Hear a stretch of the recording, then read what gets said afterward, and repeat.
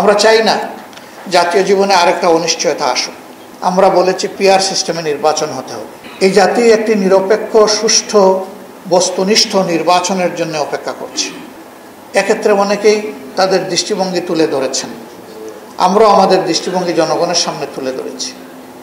আমরা বলেছি অবশ্যই নির্বাচনটি সুষ্ঠু এবং বস্তুনিষ্ঠ হতে হবে। এই সুষ্ঠুতা এবং বস্তুনিষ্ঠতার স্বার্থে কতিপয় সংস্কার অবশ্যই সাধন করতে হবে। এ বিষয়ে আমরা আমাদের সুপারিশমালা সংশ্লিষ্ট কমিশনগুলোর কাছে আমরা পেশ করেছি। তারা আমাদের সাথে বসা শুরু করেছেন, আরও সিরিজ অফ মিটিং আমাদের সাথে তাদের হবে। এর মধ্য দিয়ে আমরা আশা করি আমাদের মতো অন্যান্য দলের সাথেও তারা বসছেন, একটা সুন্দর সমাধান এখান থেকে বের হয়ে আসবে।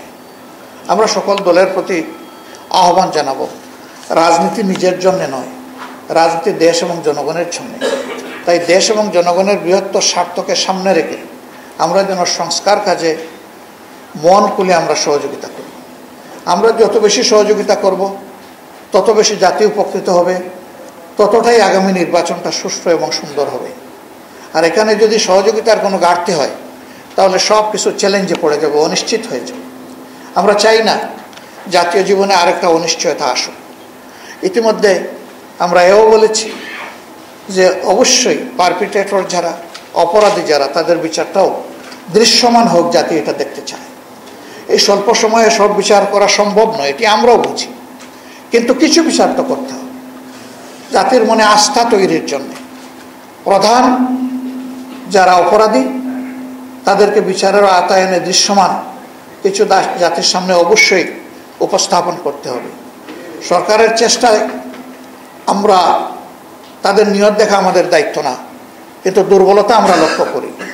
আমরা আরও গতি চাই, তারা আরও বেশি তৎপর হয়ে এই কাজটা সম্পন্ন করবেন, এটা আমরা দেখতে চাই।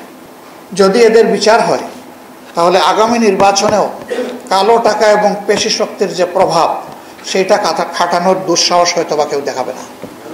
কিন্তু বিচার যদি না হয় এর আশঙ্কা তো থেকেই যাবে।